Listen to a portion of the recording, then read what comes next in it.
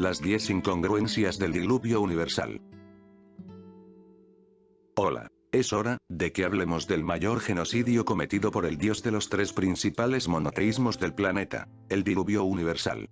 Aclaro que usaré mucho el sarcasmo y la lógica, por lo que no estás obligado a ver este video, pero si lo ves, debes de tener claro que esta historia tiene muchas fallas lógicas. Así que comencemos.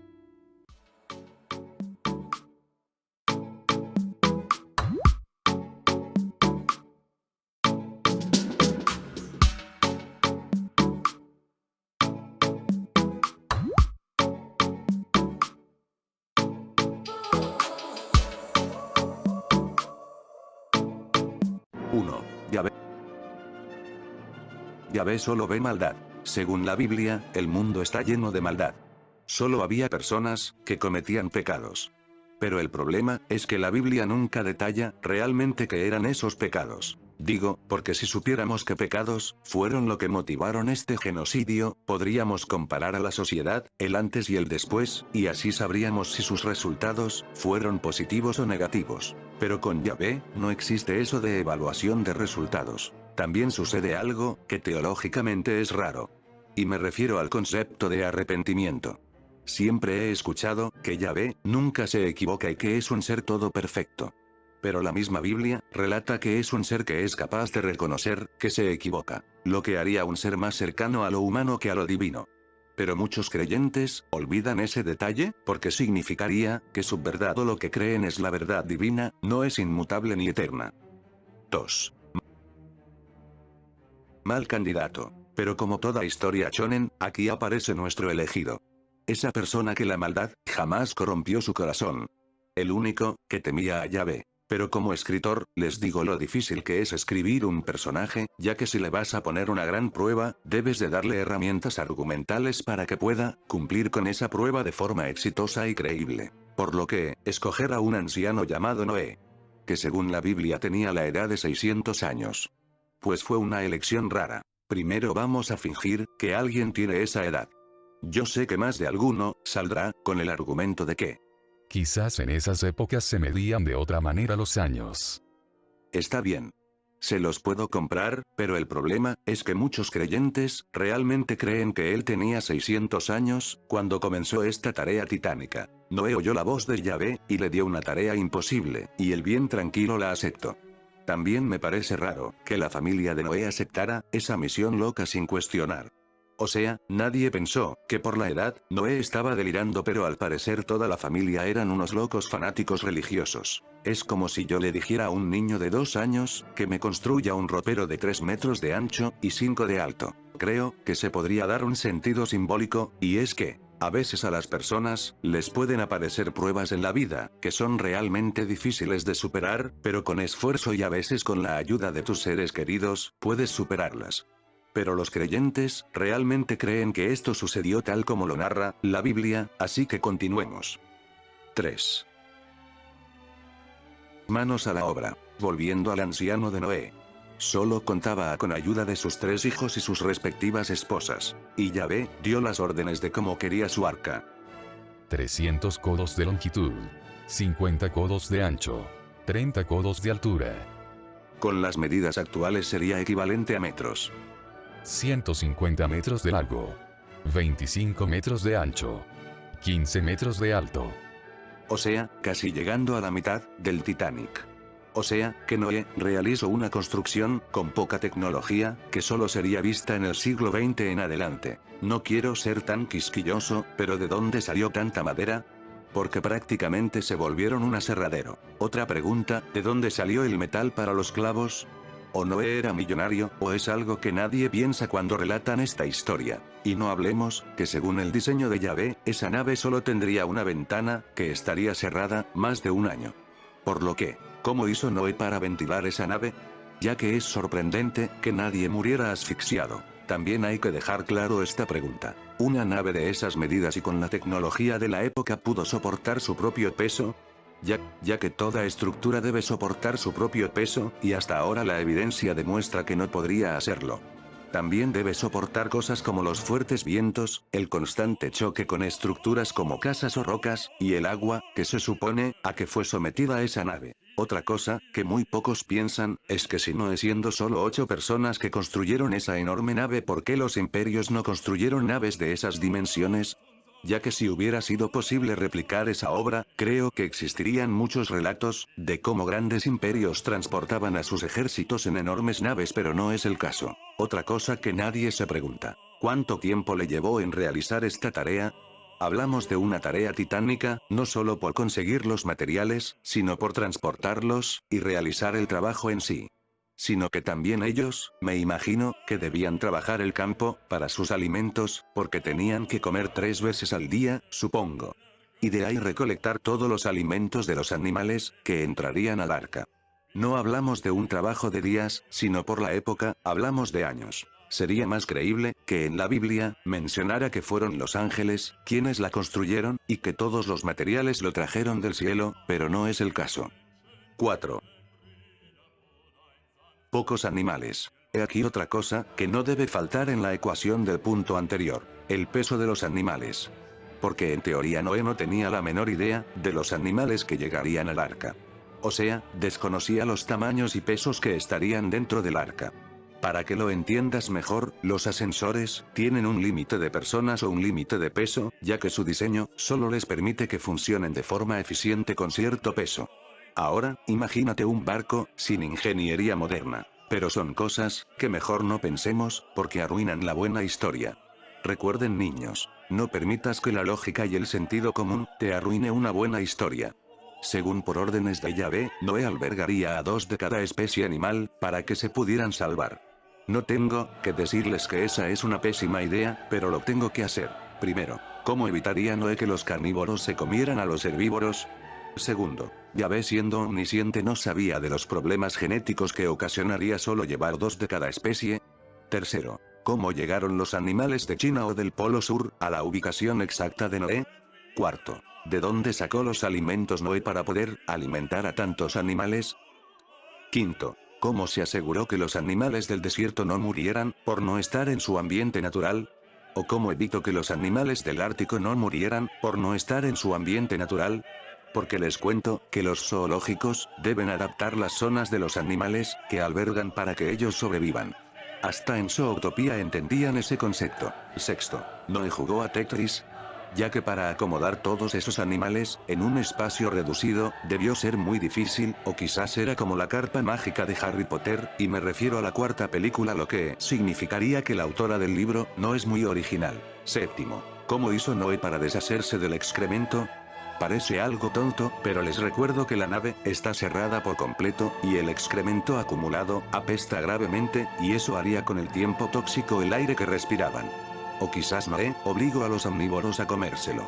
O fue trabajo de los insectos en deshacerse de eso.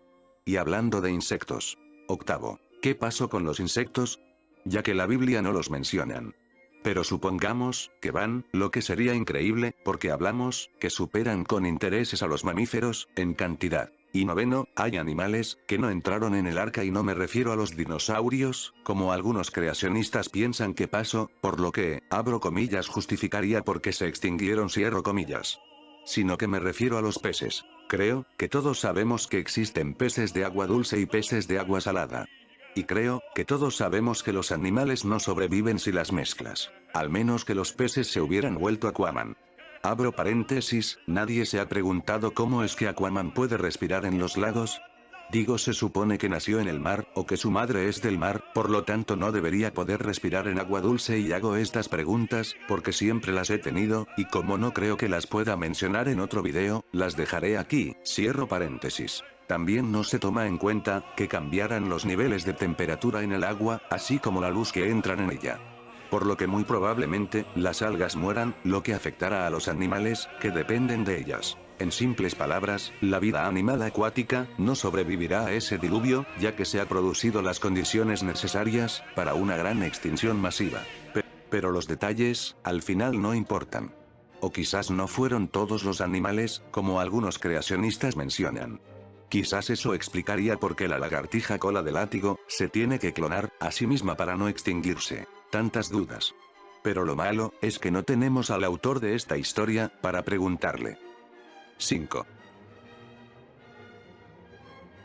¿De dónde salió tanta agua? Comenzó el genocidio. ¿Pero de dónde salió tanta agua? Según la Biblia, llovió tanto, que cubrió la montaña más grande del mundo. Pero mira la imagen, es algo lógico, pensar que esa agua, debió aparecer en un lugar específico. Si el monte Everest mide más de 8000 metros, ¿se imaginan la cantidad de agua, que se necesitó para cubrir 15 codos más, a esa montaña? Por lo que quizás son las lágrimas de Yahvé, por sentir culpa por matar a tantos seres vivos. O el que escribió esto exageró tanto, que demuestra que no tenía, ni la menor idea de cómo funciona la realidad. 6. Error de visión.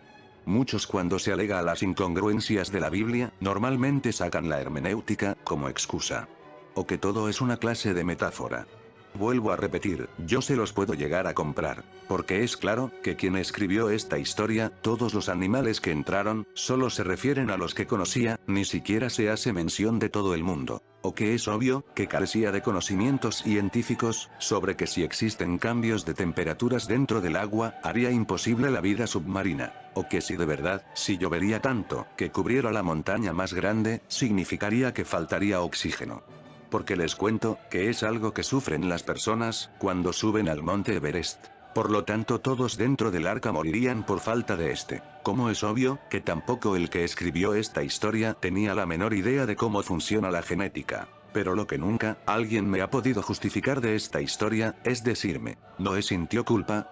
Es algo, que me he preguntado. Hablamos, que Noé era de los buenos, pero no tuvo culpa o sentimientos de compasión, a la hora de ver, cientos de personas ahogadas, o aplastadas por estructuras que colapsaban por el agua. Quizás por eso Yahvé pidió que toda el arca estuviera cerrada.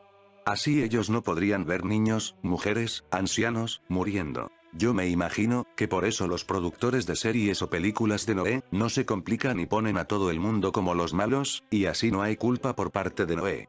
Ya que sería feo, que Noé no hubiera invitado a su vecino, al arca solo porque no creyera en su Dios, o como cualquier persona con sentido común, no se creyera que hubiera un diluvio cerca. Por lo que, ¿quién era realmente el bueno en esta historia? 7.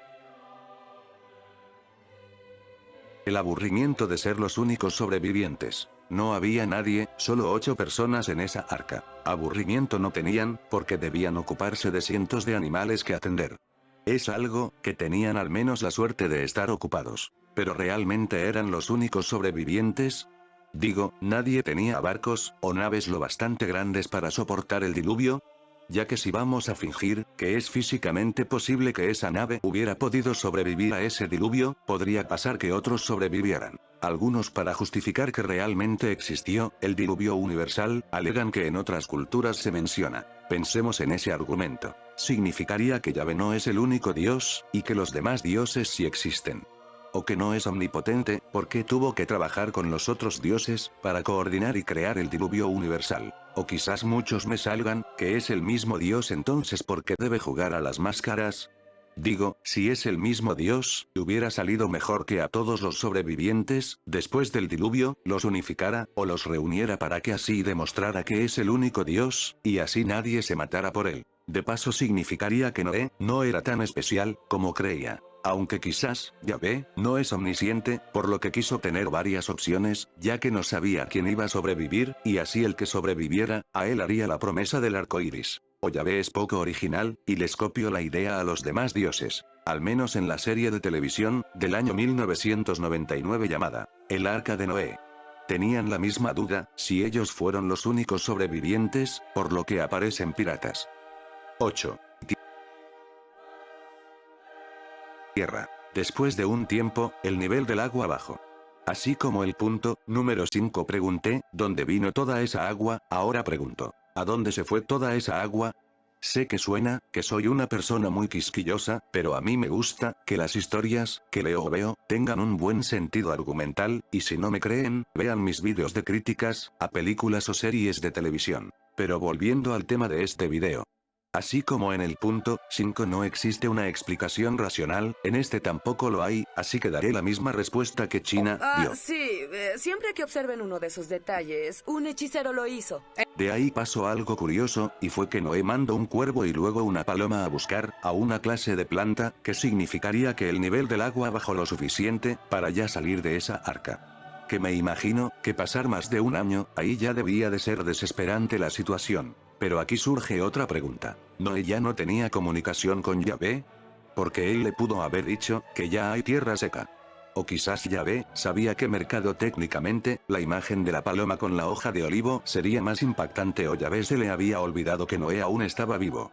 Aunque si yo fuera Noé, no me alegraría, ya que el suelo debería ser infértil, por la mezcla de la tierra con el agua salada, ya que no debemos olvidar ese detalle, por lo que en teoría no debería existir vida vegetal. Otra cosa, que nadie piensa de esta historia, es que hubo una extinción masiva de la vida vegetal, por ese diluvio. O como ya he planteado, el que escribió esta historia, no sabía realmente cómo funcionaba el mundo. Y las plantas son seres vivos. Por lo que Yahvé debió decirle a Noé: Noé, mira. Lleva algunas plantas. No solo será para que te alimentes a ti y a tu familia, y a los animales que te acompañan, sino que también evitarás que se extingan. Pero son detallitos que nadie piensa. Y hablando de extinción, nadie le advirtió a Noé que al mandar tanto al cuervo como a la paloma, estaba poniendo en peligro de extinción a esas dos aves. Por suerte, Noé tuvo la suerte del Deus Ex Machina. Y la paloma llevó una planta. Aunque en teoría, el mundo su geografía cambió totalmente, por lo que la paloma no tenía forma de regresar, al carecer de referencias o recuerdos del lugar. Pero la magia de Yahvé fue quien la guió. 9. Noé, ¿qué diablos hiciste? Noé llegó a la tierra. Un mundo que en teoría no es apto para vivir, pero por arte de magia, según los creyentes, estamos aquí, porque Noé y su familia sobrevivieron. Claro, que eso es porque a Yahvé no se le habían ocurrido las leyes contra el incesto. O quizás cambia de opinión, como lo ha demostrado. Lo que me sorprende, es que no nos hubiéramos extinguido, por la endogamia. Para una mejor explicación, les dejaré el link del video de Jefillish, que explica muy bien por qué es peligroso la endogamia, y da ejemplos claros de esos peligros. Volviendo a la historia, tenemos a Noé y a su familia en un mundo desolado. Dejaron libres a los animales, abro paréntesis, en serio, porque no se extinguieron, cierro paréntesis. Para que volvieran a poblar al mundo. Aquí surge una pregunta simple. ¿Cómo hizo el oso polar para llegar a la Antártida, sin morirse? ¿O cómo hicieron los canguros para llegar a Australia? Pero para este punto de la historia, si estamos dispuestos a creer que mágicamente los animales llegaron a Noé, de lugares como Centroamérica, o de Sudáfrica o de Australia, podemos creer lo que sea. Aunque he leído a muchos creacionistas que se contradicen, ya que ellos, para justificar esa incongruencia, alegan que Noé llevó una especie, y que de esa mutó a las especies conocidas actualmente. O sea, aceptan que la evolución sí existe. Aunque ellos no se den cuenta de su grave contradicción. Ahora, quisiera decir esto. ¿Qué diablos estuviste haciendo, Noé? Según la Biblia, Noé vivió otros 300 años. Uno supondría que hubiera creado el reino de Noé, porque prácticamente era el nuevo Adán y el nuevo monarca del mundo. O debió criar o enseñar a todos los sobrevivientes, y sus descendientes, que deben obedecer a Yahvé, para que él no volviera a cometer el mismo genocidio. Pero no. Anduvo de borrachín, y eso argumentalmente demuestra un terrible final para el personaje de esta historia. 10. Ninguna lección aprendida. ¿Por qué lo hizo? Siempre me han dicho que Yahvé lo sabe todo. Él debía saber que los resultados de este genocidio serían nulos, porque no purgó la maldad del mundo. Es algo que nadie piensa, pero realmente demuestra que la omnisciencia de Yahvé tiene límites. Ya que Noé fue la prueba de que la maldad siempre volvería, y que de nada serviría el genocidio cometido. El genocidio nunca salió de la visión de Yahvé.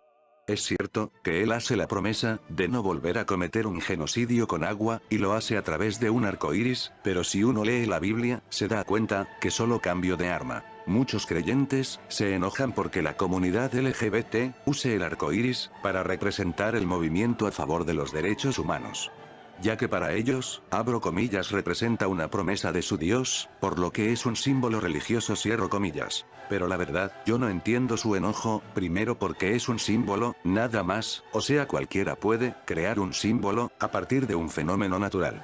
Y segundo, el símbolo que abro comillas defienden, cierro comillas. Es el recordatorio del genocidio cometido por su Dios, y es el recordatorio del rotundo fracaso de las acciones de su Dios. Así que, no se enojen. Conclusión. La única forma de corregir estos errores argumentales, o mejor dicho para justificarlos, es el argumento usado por Dark Matter 2525, que es: Dios, ¿cuál es el plan? Magia. Ok, Pero como siempre digo, las historias de la Biblia están para dar lecciones de moral, no para dar lecciones de historia. También como digo siempre, tú tienes derecho a creer en historias irracionales, pero yo tengo derecho a decir que tus creencias son irracionales. En conclusión, si el objetivo de Yahvé fue el de demostrar su gran poder, pues lo logró. Pero si su objetivo era crear una mejor humanidad, o purgar la maldad del mundo, pues fracasó rotundamente. Bueno, esto sería todo. Realmente es una historia interesante, ya que nos muestra cómo veían las personas de esas épocas al mundo y cómo funcionaba. Pero tú, ¿qué opinas? ¿Crees que realmente pasó? ¿Tienes otras incongruencias de la historia del diluvio universal? ¿Quieres que hable de las incongruencias de otras historias bíblicas? Comenta, dale like, comparte este video y suscríbete a mi canal, como a mis redes sociales que ves en la pantalla o que puedes encontrar en la descripción, eso me ayudaría mucho en mi crecimiento como youtuber. Hasta la próxima.